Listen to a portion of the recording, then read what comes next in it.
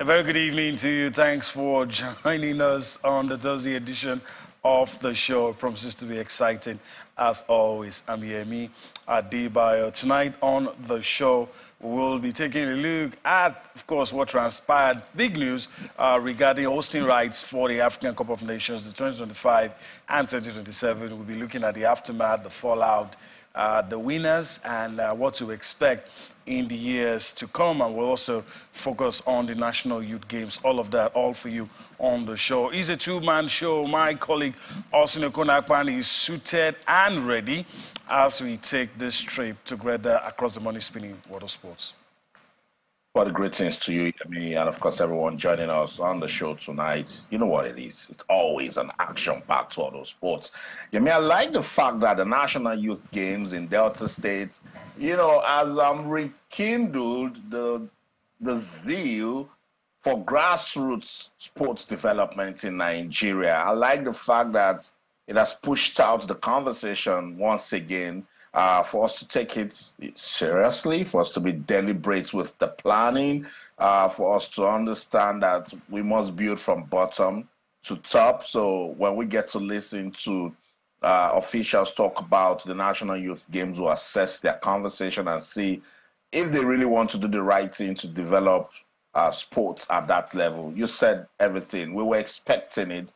I knew 2025 was definitely going to Morocco. I would have been shocked if CAF had done something else. But I didn't, in a way, want it to come to Nigeria and Benin Republic. But I was thinking Senegal would get it. But surprise, surprise, the country with three nations coming, the bid that has three countries coming together, seem to do a better job. And for a very long time, we've not had the AFCON at that region. It will be good to see what football can do to that region. I think I like that one. That was a shocker, but it is a good one for football development in Africa. Yeah, I agree with you. All right, we're going to have a couple of people join us to spice up that discussion with regards to the AFCON. But first, let's introduce our partner in the Lagos studio. Bolu Mani joins us now. Bolu, greetings to you. Thanks for joining us. I'm gradually getting used to seeing you now instead of being with you on Zoom. But greetings to you, and a lot has happened over the week. Yeah, a whole lot from the draws, the hosting rights to the Osimhen saga to Chelsea finally getting to score one goal in the month of September. Too many things in a row. So, and of course, the youth games, the good, the bad, and the ugly, everything all around. But one thing I've got to realize this week is when Morocco are ready to host anything, I don't think anybody should compete with them because they prepare for it. Remember, one of the things they said for the next AFCON that they are hosting, all the 24 nations will have different training centers. That's being ready for anything. And I mean, I'm going to bring Austin back into this. Morocco looks like they're ready for anything. Anything. They want to host the World Cup. That's the target. Even European countries are taking them seriously. Yep. And they are widely regarded in terms of being able to get things done. Even the former Spanish FA president, when he was departing, one of the things he said, okay, I'm leaving, but I know what the plans that we have for a joint bid to host the World Cup is still in 2 European countries, partnering with Morocco. And it looks to me like they might get it done. So I agree with Austin when he said, it will have been surprising, especially when everybody had pulled out. It will have been surprising if Morocco didn't get that. And the joint bid, I don't know what to say. I don't know what to say about that. I didn't expect Nigeria to win anyway, truth be said. But let me get your thoughts. We'll go back to Austin. Were you expecting Nigeria to win? Nigeria that we're not even sure they were bidding. Remember when the news came out, I think it was a report from NFF, we don't know where it's coming from, we never said this way. The question, we have the buildings, we have the edifices, but do we have the structure? Do we have, for example, the pitch in Lagos, the National Stadium, we heard the pitch, the track, everything is ready, but is it ready to host the tournament? It feels like the only place that looks ready. Yeah, when the events come, you plan, but is it the same NFF that complain about being broke, the ministry that talk about no money? So sometimes you need to think A, B, and C together. Don't just do A is the only way. Apart from the stadiums, what do we have? All those other amenities, do we have it? And if it's happening, Nigeria will probably take 80% and Benin Republic. Even Benin Republic, what do they have to host? Austin said one thing, and anytime I want to have a good laugh, I keep remembering it. We don't have a stadium in Nigeria that when the rain falls, all your secrets will not be exposed. We don't have one. Once the rain starts falling, you either start praying or something else happens, and you want to host. God help us. I mean, let me give the floor to Austin. I'm very sure he has a couple of things to say about that while we wait for inputs for some of the other guests we're expecting. Yeah, hopefully we're going to have our guests join us, one from Kenya, just to, put some real perspective into what the country is feeling like after winning part of that joint bid to host the AFCON in 2027, and also expecting someone from Casablanca in Morocco. The Morocco conversation is new. But let's stay with Kenya, Tanzania, and Uganda. I think CAF wanted to give us a record-breaking AFCON because this is the first time that 3 teams will be coming together to host the AFCON. So I just feel that with a little development I've seen from that region, I call it little because these are countries that are beginning to see the need to develop football. Now they have a target. 2027, these 3 countries need to come together and give us a world-class AFCON. I saw the video of the FA president, singing and dancing. Kenya, Uganda, and Tanzania will host the 2027 Africa Cup of Nations. And it gets interesting again because I said it's record-breaking. It will be the first time in 51 years that countries in East Africa will be hosted. The last time was Ethiopia in 1976. So imagine the kind of bid that these guys would have put into. And you could see from what they show, the passion, the desire. They really want to take the AFCON to that region, East Africa. I like some of the development that they have also shown, with their football. Uganda keeps getting us talking about football. Tanzania at some point, So I like this one. I just want to see if they can really, put their critics to shame, because my guys in North Africa and some of the ex-CAF officials that I know, they're already telling me that no, CAF made a mistake with this one. So it's up to Kenya, Uganda, and Tanzania to tell them, look, we haven't seen the AFCON in 51 years on our soil. Now it's coming, and we will make a difference. And I think that's what will actually make them come together. Remember, Cameroon, the last AFCON, I keep going back to reference Cameroon. Because of COVID and everything, even infrastructure was a problem. But when they saw that they were getting a lot of bad publicity, that, in fact, Western media started questioning why Cameroon was going to host the AFCON. It snapped them to reality. They put together a good competition. And I can say that that competition was actually a very good one. We saw the best of African football. Infrastructure wasn't also bad, and it was a top-notch organization, particularly that was the time that the world was really battling COVID-19. So shout out to African football. No surprises with 2025. I feel that's a conversation that we should just put in the cooler and just wait, because Morocco is thinking ahead. They're thinking so fast. They're thinking proper. They are making use of international standards. So I always quote project management practice whenever I come on this show, because I want Nigerian leaders to see what it's like. In project management, there are 3 things they really look out for. You must make sure that you deliver the project in time. You must keep to budget, and it must meet the required standards. When our producer went to Morocco, I remember he called me, I was like, that the facilities that I saw in Morocco is not in Africa. I said, I totally agree.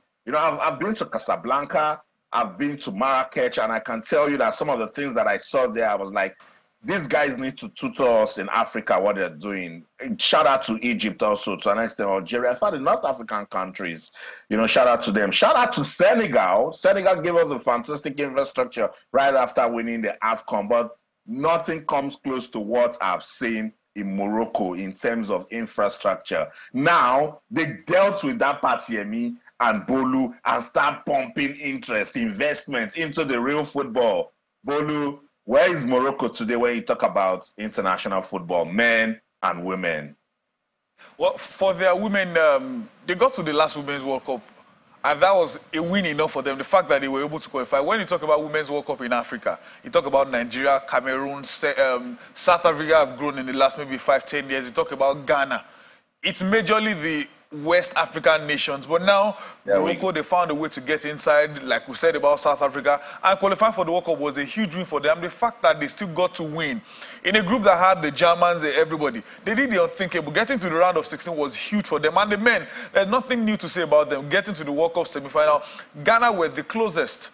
And they felt like, well, before we see another African team, we'll be very far. And like Austin rightly said, when they invited Joe, how do you invite people to come and see your facilities? They'll come and see we are ready. Remember, they've been chasing the World Cup even before South Africa. Yeah. Now everyone knows what these guys are doing. We can see. Most of the time here, and the truth is, until we see sports as a business, I say it all the time. I spoke with someone who worked on basketball that was working. How do you guys do this thing that we can't do it in football? He said point blank that he's never been to any state in Nigeria and he sees the billboard of a player. Do you know that every time, it's not everybody that wants to watch Real Madrid. I just want to see Vinicius Jr. Today, I want to see Mbappe. Tomorrow, it's Cristiano Ronaldo I want to see. The following day, I just like, oh, Messi. See the fan base in time Miami now have because of Lionel Messi. Sometimes it's just one figure. But we do not have that in football. Football is still genuine in quotes. Look at Italian clubs. Most of them don't even own those stadiums. AC Milan want to build their own stadium now, 70,000 capacity. At San Siro, the local council make about 30% of the revenue generated from that stadium. So let's assume every match day they make 2 million euros. It means about 30% of it goes to the government. You know what? Let's even piggyback to what Austin said. For those who feel, oh, Uganda, Tanzania, and Kenya wasn't a good choice. The problem I think I see when we talk about African football, when we talk about a nation wanting to host, we look at the pedigree of their national team as a major consideration. And I think it's wrong. The countries you mentioned in West Africa, though they're powerhouses, but when you look at South Africa, Morocco, these are nations that fought their way up to get there, at a solid base. Even when the national team appeared like it wasn't doing well, they were doing all the things. And these three nations are used to, with all their COSAFA and all the things they do with cricket and all that, they are used to hosting tournaments. Whether or not they have big national teams, it's irrelevant. Qatar national team when you look at facilities, you know, I mean, these guys host major sporting events, not necessarily football. Not necessarily football. So in terms of amenities, they are there. So, but if you start looking at just the national team and the pedigree of their football, it might be a problem. The last thing I remember I was hosting, that was something big, was Koja. That was 20 years ago. So sometimes we feel, we have the mindset of if you are not a great footballing nation, like you rightly said, Qatar, among the rankings in football, they are way behind. Even when Russia hosted the World Cup, they were ranked the worst team or one of the worst in the tournament. But they grew. Sometimes even hosting an event helps you prepare well. Helps your mindset to be stronger. Oh, we are the host. Let us not mess this up. You hardly see host nations now get eliminated from the group stages because they want to go further. So it's always because Uganda, Tanzania, could they have a useless nation? They may have. It doesn't necessarily mean they have a terrible stadium. It doesn't mean they don't have more than enough facilities. And like you see in the world of sports now, we don't do one nation anymore. Europe did about 5 nations, just go around. And it also helps with tourism. It helps generate enough money for them. But for you to generate money, you have to spend well and spend wisely. See the next World Cup now, US, Canada, and Mexico. Yes, US have majority, but the few games that will be hosted in other countries is also a positive for them. I say it all the time. When you see what's going on in Morocco, it doesn't start now. It's a process. Morocco now, they don't see themselves as African. There was a time there were talks that they want to join EU. Because everything about them is based on standard. They're close to those guys. Based on standard. I hope, well, we hope all the time. We hope we get it right someday in Nigeria. We hope. That's the place to land it. But also, we are not here to talk about Nigeria. I mean, we weren't expecting to win. A lot of people even didn't want Nigeria to win because, look, we're not going to face our problems if we... I totally agree with you. And I cannot disagree with any of the points that you and Bolu made about these countries in East Africa. So, you know that term, giants of Africa, we should know when we use it in Nigeria. We really need to know when we use it because I think that's an over-exaggerated sense of self-importance, and it's not letting us look inwards, identify our problems, and start thinking of ways to solve them. Do you know how big Kenya is with cricket? Do you know how big Uganda is with cricket? Do you know what Tanzania has been doing as regards grassroots sports development and infrastructure development? And for CAF, they will take a look at it that 2027 is 4 years from now. If we tell these guys to wake up, do more, It's all about the commercialization of football. People just think that it's about having the big name and, oh, you're Nigerian. Blah, blah. No, it's about regional development. So those three countries coming together might just turn out to be the game changer for football in Africa. And I also mentioned that that region, they might feel neglected for some time. The last time that East Africa hosted was Ethiopia in 1976, so they will look at themselves and say, what is it that will make you consider Nigeria that you cannot consider a bid from Kenya, Tanzania, and Uganda? Is it just because it's Nigeria? Because if they decide to investigate and look inwards, we also have a lot of problems that they don't even have. I know how we struggle to keep that cricket over at Tafawa Balewa Square going. Just one cricket over. So yeah, we need to wake up. We need to do more with infrastructure development. Gone are the days when it's all about big names, big names. Let's take a listen to Patrick Motsepe. When he made the announcement of the winners of the bid for the 2025 AFCON and 2027. I just want to overemphasize that even those countries that submitted a bid and may not have succeeded, I can tell you I felt proud today. I felt so proud with what I saw. Every single one of those countries have the capacity, have the resources, have the passion, have the expertise, and that's why I'm asking every one of the countries, everyone that we're here today, please pass our deep gratitude to the governments, to the people in your country who loves football, and to the ministers who are here. We are very grateful. The last thing I want to say is that the future of African football has never been brighter. It's never been as bright as it is. And the objective that we set ourselves, that in the near future, an African nation will win the World Cup. That objective is within reach. And we are very confident and very proud, and we recognize we must invest in our youth, and of course also we are starting the African Football League, and we will make sure that there's more resources, and the football players and the coaches in Africa are paid very well, and we compete against the best in the world. Now I must see who the countries. Must I stand up? Can the Vice President stand up as well? Okay. So the country that EXCO has voted for to host the AFCON 2027 is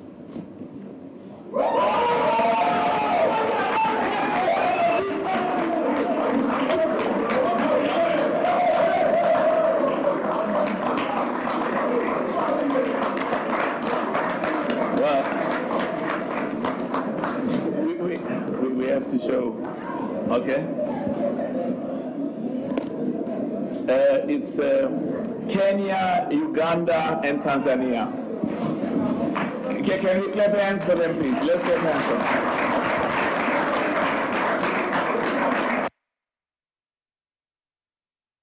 I was almost emotional, I could feel the passion. And just before we go on the break, let me emphasize on some of the things that Patrice Motsepe, the president of the Confederation of African Football, talked about. He says it's time for us to give attention to the youth. So that's him saying again, African countries, you need to go back to the basics. You need to give more to the grassroots. And then Yemi Abulu, remember, he mentioned our referees. We also need to improve their welfare, because referees have a way to influence matches, particularly when they are not all right. I used to hear them say back in the day when I go to our Nikon Stadium, they say, when a referee when they're hungry go blow well, that if the referee isn't comfortable, how is he going to officiate properly? So these are important things. Confederation of African Football need to do more requirements gathering, because there's so much we need to develop football in Africa. Let's take a look at the Morocco model. Let's take a look at South Africa model. Let's take a look at what they're doing in Egypt, in Algeria. And then let's try to make sure that we bring it together, make it a holistic agenda for the development of football on the continent. I love it. Kenya, Tanzania, and Uganda will host the 2027 Africa Cup of Nations. Morocco will host in 2025. Let's go on this quick break. When we come back, there's still so much more to talk about. Bolu will jump on the conversation, so don't go anywhere.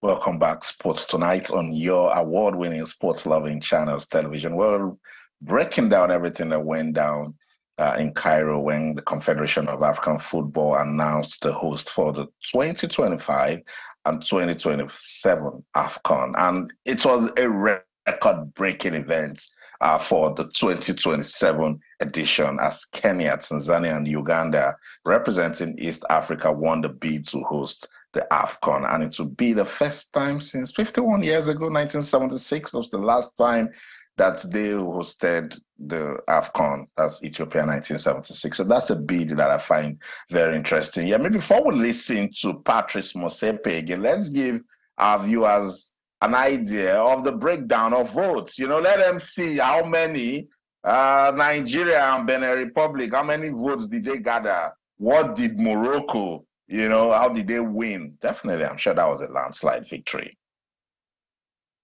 For our viewers to see how close it really was. Were we in it? I mean, that's a question, and I'm very sure by the time you see it on the screen, I mean, you'll make up your mind by yourself. And I mean, let me get ahead of myself a little. Let me allow you to throw this in. It even looks like CAF is solidly behind Morocco in their quest to be a joint host of the World Cup. So that tells you maybe there were even things behind the scene to ensure you guys, this nation is better prepared. Just hands off. Remember Morocco hosted the last FIFA Club World Cup. These guys are ready. Just call them. We say it all the time. One of the major things you need, if you have the facilities, then start looking at it. These guys are ready for everything. When it was Morocco, I think the other nations knew that it was just a joke, so they were just pulling out one by one because these guys are thinking of World Cup. Do you think AFCON will be the challenge? No. It felt like Africa can host, but South Africa showed us that we can do this thing. And South Africa gave us one of the best FIFA World Cups ever. And don't be shocked, by 2025 or even 27, AFCON may increase to 32 teams. Remember when it increased to 24, we had started qualifiers already. So they are too ready. So I think it's more like that. I agree with you. Africa probably seeing the bigger picture. Oh, if these guys can do this thing, maybe FIFA see again what these guys can do. So you won't pull them down when it's time for the World Cup. Remember, you're scaring me. They are still hosting the Women's World Cup, the Women's AFCON as well for 2024. Yeah, they're hosting AFCON next year, okay. AFCON the following year. You're scaring me with 32. We have about 54 nations, so it means there will be probably no qualifiers. Okay, let's look at it now. And 2025, I mean, it was a one-way traffic, 22 votes, Morocco. I mean, no contest, nobody in it against them at all. So 2025. But 2027, the one Nigeria was in, this is the picture. This is the picture of how it all turned out to be. So we're going to see it on the screen.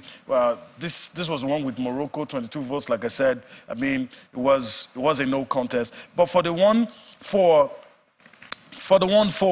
the 2027, I mean, you're going to see how it all turned out. Nigeria, Benin Republic, we had 2 votes. Senegal had 4 votes. Botswana had a single vote.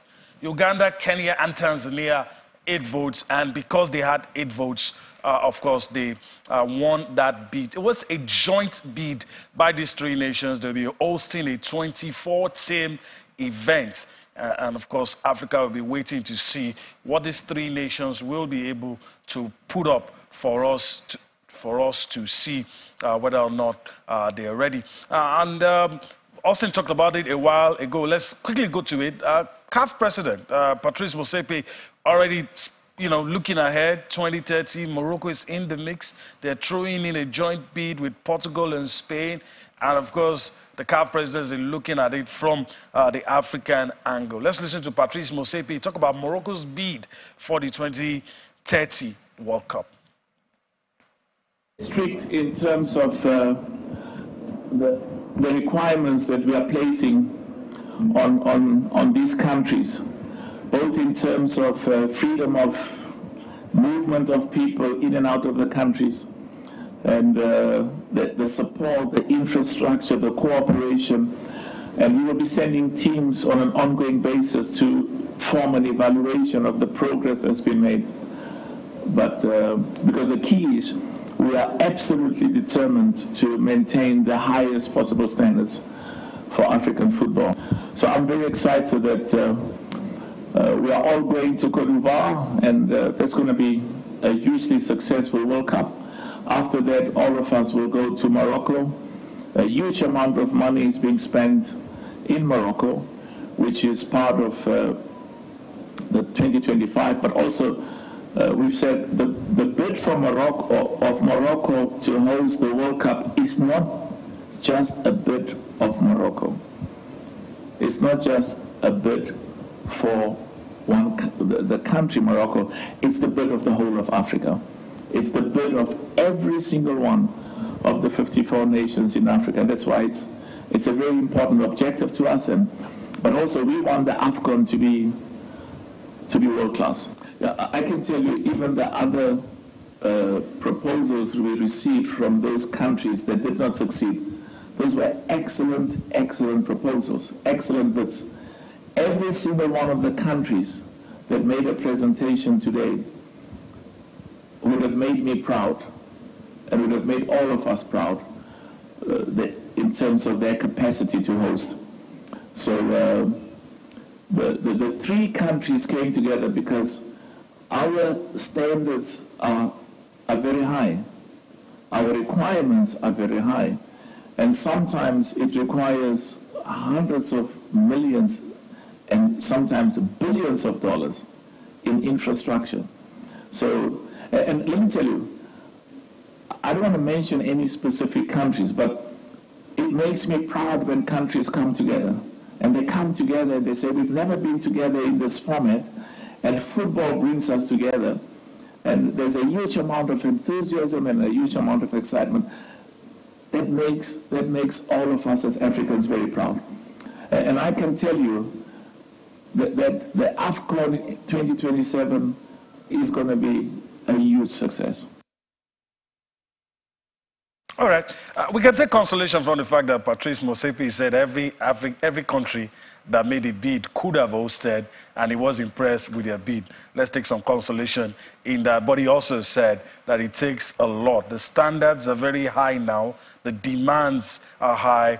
Hundreds, even, he talked about millions, even billions of dollars may be required to host the tournament, and he explains why they've settled for the choice that they made, and he also promises that the 2027 African Cup of Nations will be very successful.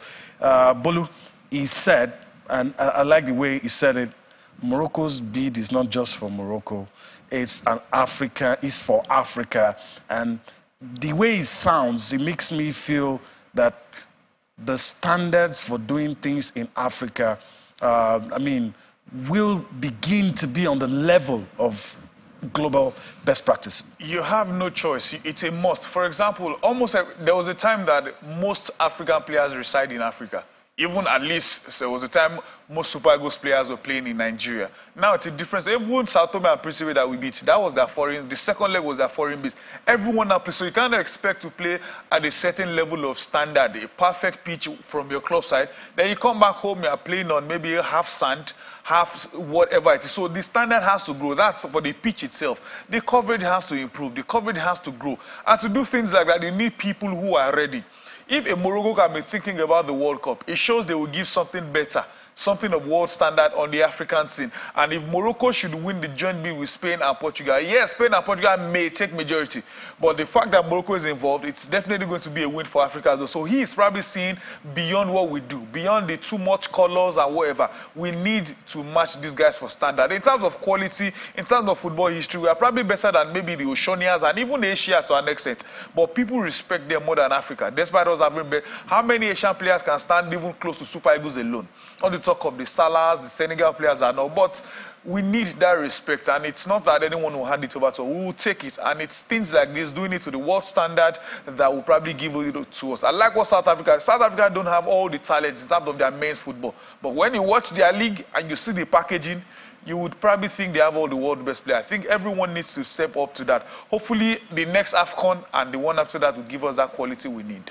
All right, hopefully it will give us the quality we need. All right, let's, well, I'm very sure Austin will have a thing or two to say. I was about to say, let's move on to the mini Olympics for the youths now, the National Youth Games. But I'm very sure Austin has a thing or two to say about Morocco. Then, of course, we'll take it from there and move on to the National Youth Games.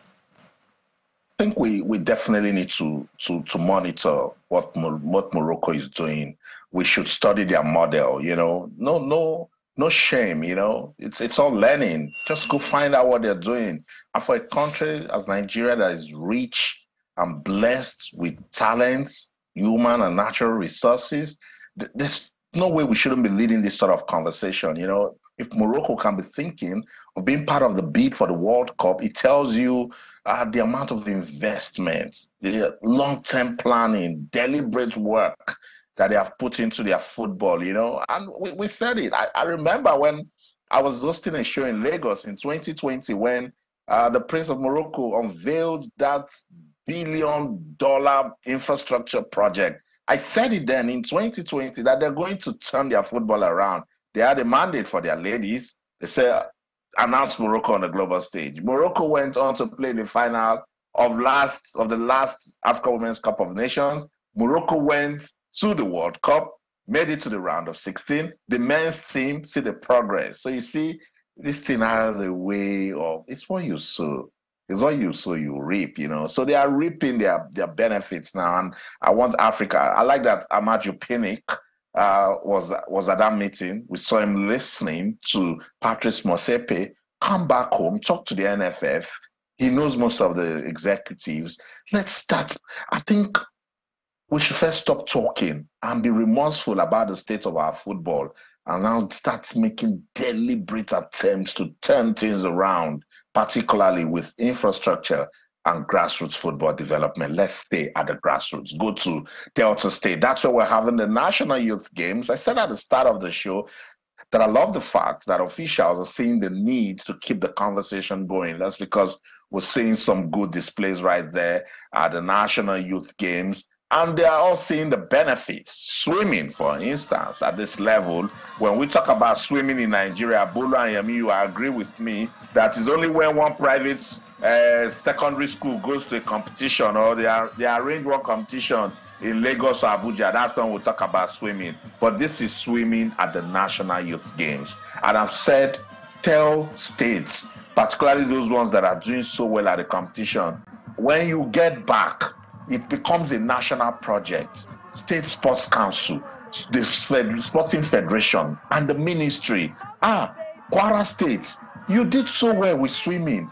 What do you have going in your state to keep the momentum going? Ogun, you guys weren't so bad with martial arts. How can we support? You know, it's by doing these sort of things that we can actually start making some progress. Let's listen to Atonabo Kokowa. He's speaking on the benefits of the National Youth Games. It's not all about Delta. It is about Delta as a host state and then Federal Ministry of Sports Development. It is all about catching them young, grassroots sports development. And what will you do with the new talents discovered? That's what it's all about here. All we need to do is try to get them. When you catch them young, try to keep them together, try to monitor them, think about their welfare, coach them until they hit stardom. That's what it's all about. You see Olympians of tomorrow from here, you discover them from here. So that's just what it's all about for Deltans and other states. A cheat has been happening in the youth game, and we've been trying as much as possible during screening to see how we can reduce it.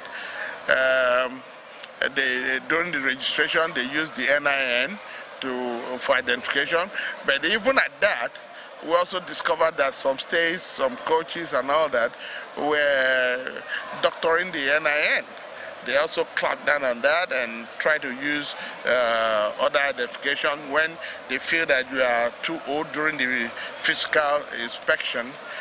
physical screening, then they'll single you out, and then not minding stage, because you can, when they are screening, they just line up everybody. They don't care where you're from.